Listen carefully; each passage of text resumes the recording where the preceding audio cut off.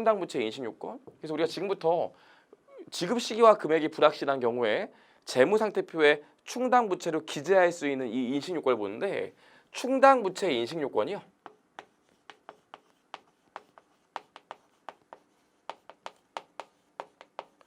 충당부채 인식요건이 세 가지가 있다고요. 요 세 가지를 모두 만족해야 재무상태표에 충당부채로 부채를 기재하고 비용 처리할 수 있어요. 첫 번째로 뭐냐면 과거 사건의 결과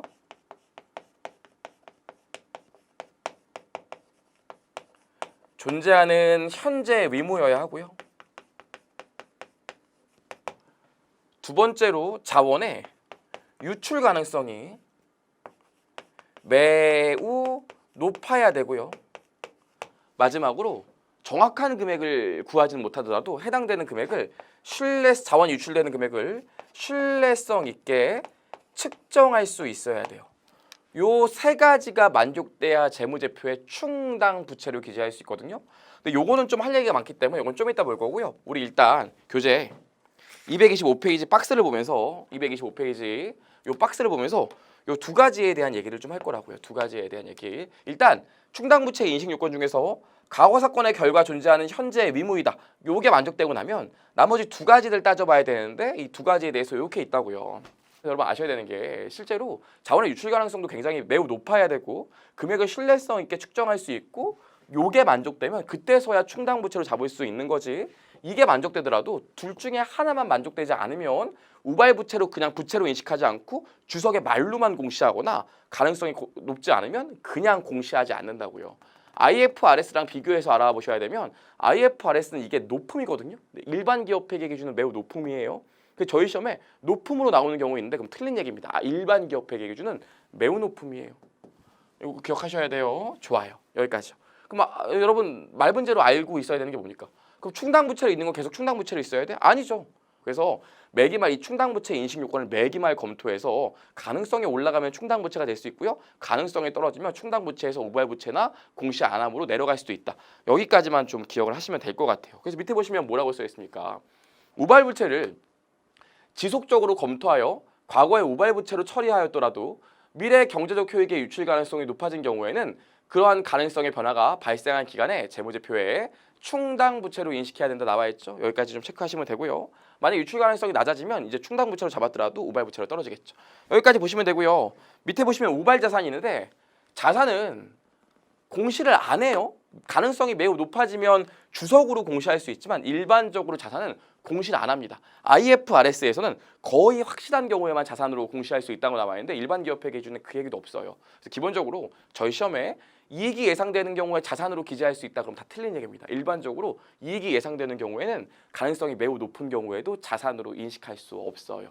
여기까지는 괜찮죠? 여기까지 보시고요. 그럼 넘겨보시면 이제 우리 뭐 볼 거냐면 그래서 사실 요거랑 요 얘기는 별로 할 얘기가 없고 요 얘기를 저희가 좀 해봐야 된다고요. 과거 사건의 결과 존재하는 현재의 의무요. 그럼 요거에서 우리가 좀 나눠서 볼 때 첫 번째로 봐야 될 게 현재의 의무거든요.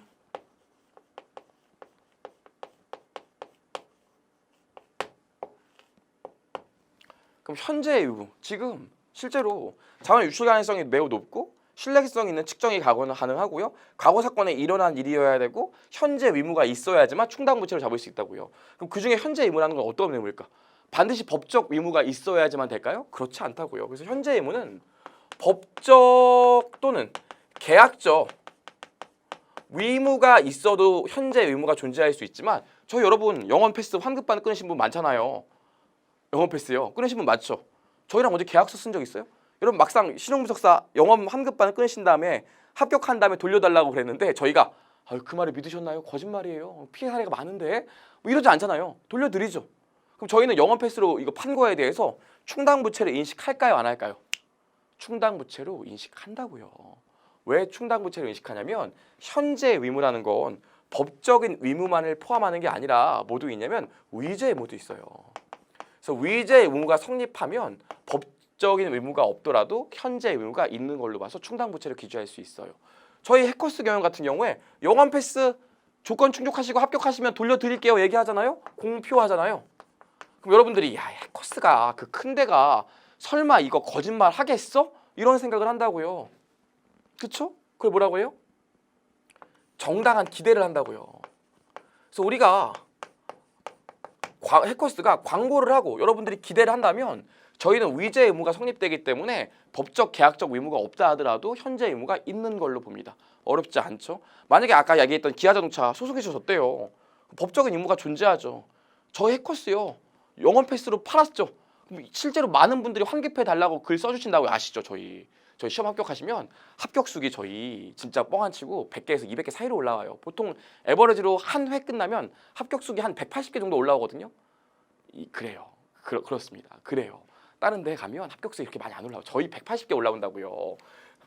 돌아와서 말씀드리고 싶은 게 뭐냐면 저희 그럼 나중에 180개 정도는 환불해 드려야 된다고요. 그럼 부채로 잡아놔야 되는데 왜 부채로 잡아야 돼? 계약서 쓴 적도 없는데 위제 의무가 있으니까요. 공표하고 여러분들 정당한 기대를 하도록 했잖아요. 그쵸? 여기까지요. 그래서 거기 현재 의무 보시면 네, 현재 의무를 발생시키는 과거 사건을 의무 발생 사건이라고 한다. 의무 발생 사건이 되기 위해서는 당해 사건으로부터 발생한 현재 의무를 이행한 것 이외에 실질적인 대안이 없어야 하며 다음 두 가지 경우가 의무 발생 사건이 될 수 있다 해서 뭐가 있습니까? 법적인 의무와 현재 의무 있죠? 근데 현재 의제 의무는 뭐라고요? 상대방에게 표명을 하고 상대방이 정당한 기대를 하게 한다면 의제 의무가 성립한다고요. 그럼 말 문제로 뭐가 많이 나올까? 말 문제로요. 현재 의무는 법적인 의무가 필수적인 요건이다. 그럼 틀린 얘기입니다. 법적인 요건이 없더라도 의제 의무에 따라서 현재 의무가 성립되는 경우도 많아요. 좋아요. 여기까지 얘기했고요. 그 다음에 우리 또 알아야 되는 게 과거 사건의 결과인데 두 번째로 이 과거 사건의 결과예요.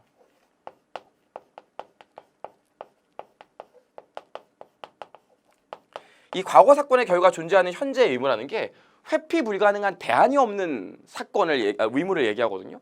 과거 사건의 결과 존재하는 현재 의무라는 게 회피 불가능한 대안이 없는 의무를 얘기해요. 그럼 이 과거 사건이라는 게 뭐냐면 고급지게 얘기하면 미래 행위와 독립적이어야 돼요. 미래 행위와 독립적이라는 말이 뭐냐면 미래에 대안이 존재하면 안 돼. 옵션이 없어야 돼요. 무조건 해야 돼. 과거에 내가 이런 일을 했기 때문에 무조건 해야 돼. 저희가 해커스 영원 패스 신용분석사 영원 패스라고 했는데 여러분 합격해서 돌려주세요 그랬더니 저기 전산세무에게는 안 필요하신가요? 아니 꼭 환급 받을 생각만 하지 마시고 다른 강의도 많으신데 어차피 자격증 또 따실 거 아니에요? 다른 걸 하시죠. 이렇게 할 수 있으면 충당부채로 잡을 수 없다고요. 과거 사건의 결과라는 게 뭡니까? 나중에 우리가 합격하시면 돌려드린다고 광고를 했기 때문에 여러분 돌아오시면 반드시 돈으로 돌려드려야지 다른 과목 들으시죠. 이참에 세무사 한번 도전하시죠. 이러면 안 된다고요. 이해할 수 있겠죠? 미래 행위와 독립적이어야 돼요. 굉장히 중요한 얘기입니다. 그래서 읽어보시면 어떤 사건 발생 당시에는 현재 의무를 발생시키지 아니하나 추후의 의무를 발생시킬 수 있다. 과거 사건 나와 있고요. 세 번째로 과거 사건에 의해 충당부채를 인식하기 위해서는 기업의 미래 행위와 독립적이어야 된다. 여기다 써놓으세요. 대안이 없어야 된다. 그러고요. 두 번째로 보시면 미래 행위와 독립적이기 때문에 여러분 아직 일어나지 않은 일에 대해서는 충당부채를 잡을 수가 없다고요. 그래서 미래 예상되는 영업손실은 충당부채 잡을 수 있어요? 없어요? 절대로 충당부채로 잡을 수 없습니다. 왜? 미래에 일어나는 일이잖아요. 뭐 가끔씩 이런 얘기 하잖아. 야 우리 이렇게 하다가 내년에 적잖아. 충당부채를 못 잡는다고요. 왜 충당부채를 못 잡을까요? 그럼 그래요? 이렇게 하면 적잖아? 그럼 지금부터 잘해봅시다. 그러면 적자 안 날 수도 있잖아요. 그럼 안 된다고요.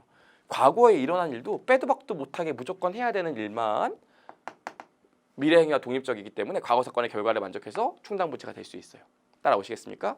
여기까지요. 그래서 읽어보시면 과거 사건의 결과 1, 2, 3번이 나와 있는데 2번 보시면 나와 있죠? 미래 영업을 위하여 발생하게 될 비용 또는 손실에 대해서는 충당부채로 인식하지 아니한다. 괜찮죠? 여기까지 봤습니다. 좋아요. 여기까지 봤고요. 나머지 3번, 4번, 5번은 여러분이 그냥 가볍게 읽어보시면 되고 3번 같은 경우에는 제가 좀 이따 사례 보여드릴 테니까 3번 여러분 한번 읽어보시면 돼요. 좀 이따 제가 사례 하나 만들어 드릴 거예요. 4번은 진짜 여러분 한번 읽어보시면 되고요. 5번 보시면 우리 앞에서도 얘기했지만 실제로 우리가 재무제표에서 충당부채를 지급 시기와 금액이 불확실하기 때문에 일정 부분 추정을 한다고요. 그럼 일정 부분 추정해서 충당부채를 잡으면 재무제표의 신뢰성이 떨어집니까? 그렇진 않아요. 합리적으로 추정하면 재무제표의 신뢰성은 떨어지지 않는다고 그랬죠. 그래서 그 얘기가 나와 있어요. 읽어보시면 되고요.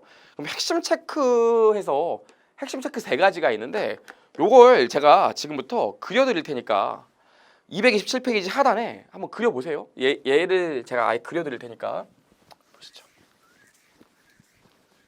사례를 기억하셔야 돼, 여러분.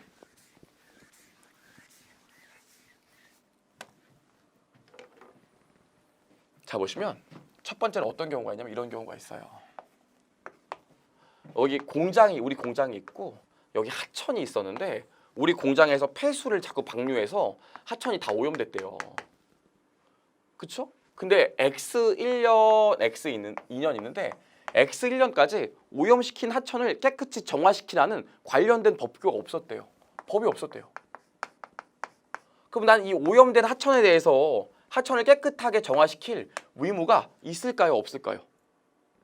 없죠. 지금 법이 없잖아요. 이거 내가 더럽힌 거에 대해서 아무것도 안 해도 된대. 그럼 이런 경우엔 당연히 충당부채로 인식할 필요가 없겠죠. 과거 사건의 결과, 현재 의무 중에서 과거 사건의 결과, 과거에 더럽혔으니까 과거 사건의 결과는 맞지만 현재 의무가 없잖아요. 법적인 의무가 없잖아요. 위조 의무도 없고. 그렇죠? 그러다가 두 번째 연도에 법이 개정됐대. 법이 개정돼서 하천 오염시킨 거 있으면 다 깨끗이 원상복구 시켜 놓으라고 했대요. 그럼 어떻게 됩니까? 과거 사건의 결과로 하천을 오염시켰고 법이 제정됐기 때문에 이제 현재 의무가 생겼죠. 그럼 X2년부터는 이 하천의 정화 비용에 대해서는 충당부채로 잡아줘야 된다고요. 하나 더 있습니다. X1년도에 관련된 법규는 없었어요. 근데 이 회사가 유한 킴벌리 같은 회사라서 계속 광고했대. 저희 회사는요, 더럽힌 하천을 깨끗하게 정화시킬 거예요. 우리가 항상 푸르게 막 이랬대요. 그럼 광고를 했죠. 광고를 하면 대중한테 공표를 한 거고 대중이 믿을 거 아닙니까? 아, 저 기업은 그래도 하천 오염시킨 걸 자기들이 알아서 깨끗이 한다네. 법도 없는데. 그럼 뭐가 성립해요? 과거 사건의 결과 존재하는 현재 의무 중에서 법적인 의무는 없지만 광고했기 때문에 위제 의무가 성립한다고요. 위제 의무가 성립하기 때문에 이 경우에 뭘로 잡을 수 있어요? 충당부채로 인식할 수 있습니다. 여기까지는 괜찮죠? 그게 이 1번 얘기예요. 근데 1번을 이렇게 읽는 것보다는 제가 지금 그려드린 그림을 이해하시는 게 훨씬 더 좋을 거예요. 두 번째로 보시면 뭐가 있냐면 이번엔 공장이 있어. 우리 공장이. X1년, X2년이 있는데 공장에서 여기 미세먼지가 나오는데 정부에서 이제부터는 미세먼지에 대해서 미세먼지가 덜 나올 수 있게 공장 굴뚝에 필터를 설치하라고 그랬어요. 필터. 먼지 덜 나오게. 필터를 설치하라고 그랬어요. 이걸 설치 의무라고 하거든요. 그럼 이 경우에는 충당부채로 잡을 수 있을까요? 없을까요? 얘는 못 잡아요. 법이 생겼잖아. 현재 의무는 있죠. 근데 뭐가 없어요? 과거 사건의 결과가 아니에요. 미래 행위와 독립적이지가 않다고요. 대안이 존재한다니까요. 생각해 보세요. 얘는 지금 필터 설치하는데 3억이래. 근데 나는 공장을 2년 동안만 더 한국에서 운영하고 중국으로 넘어갈 거래. 근데 필터를 설치 안 하면 매년 벌금으로 1억씩 낸대요. 그럼 여러분 같으면 설치하시겠어요? 2년 동안 벌금 내고 중국 가겠어요? 벌금 내고 중국 가지. 그렇죠? 실제로 이렇게 설치 의무 같은 경우엔 과거 사건의 결과가 될 수가 없다고요. 왜? 미래 필터를 설치하면 설치하거나 안 할 수 있는 여러 가지 대안이 존재하기 때문에 얘는 과거 사건의 결과가 아니라고요. 대안이 존재해. 그럼 이런 경우엔 절대로 충당부채로 잡을 수 없어요. 그게 이 두 번째 설치 의무에 대한 얘기고요. 세 번째 보시면 뭐가 있습니까? 우리 수선 유지비가 있죠. 수선 유지비가 뭐냐면 포스코 같은 데 보면 용광로가 있잖아요. 용광로 내벽에 세라믹이 발라져 있다고 이렇게. 용광로 내부에 세라믹이 발라져 있는데 이 세라믹이 시간이 지나면서 자꾸 녹아내려요. 세라믹이 녹아내린다고요. 그럼 어떻게 하는 게 좋겠어요? 녹아내린 세라믹을 다시 몇 년에 한 번씩 다시 발라줘야 된다고요. 안 그러면 용광로 빵꾸 뚫려요. 이런 걸 뭐라 그래요? 수선비라고 합니다. 수선비. 옷 수선하는 게 아니라고요. 비행기 같은 경우에도 비행기 몇 년 타면 날개가 헌다고요. 날개만 몇 년에 한 번씩 교체해줘야 돼요. 이런 것들 뭐라 그래요? 수선비라고 그래요. 그럼 이 수선비 같은 경우에 법률에서 강제하고 있는 수선비가 있고요. 법률에서 강제 안 하고 있는 수선비가 있다고. 법에서 몇 년에 한 번씩 수선비 지출해 이런 경우가 있고 네 마음대로 해 이런 경우가 있어요. 결론은 뭘까요? 법적인 의무가 있던 없던 간에 과거 사건의 결과가 아니라고요. 수선 안 하고 포스코가 더 이상 용광로 안 하던가 벌금 내거나 이제 철강 사업 안 하거나 여러 가지 대안이 존재하잖아요. 수선을 해도 되고 벌금 내도 되고 그냥 용광로를 아예 다 엎어버려도 되고 여러 가지 대안이 존재하기 때문에 수선비는 법률에서 요구를 하든 안 하든 절대로 충당부채가 되지 않아요. 과거 사건의 결과가 아니기 때문에. 괜찮죠? 여기까지 기억하시면 됩니다. 그래서 저희 시험에 요 정도 말 문제 나온다고 생각하시면 되고요. 지워볼게요.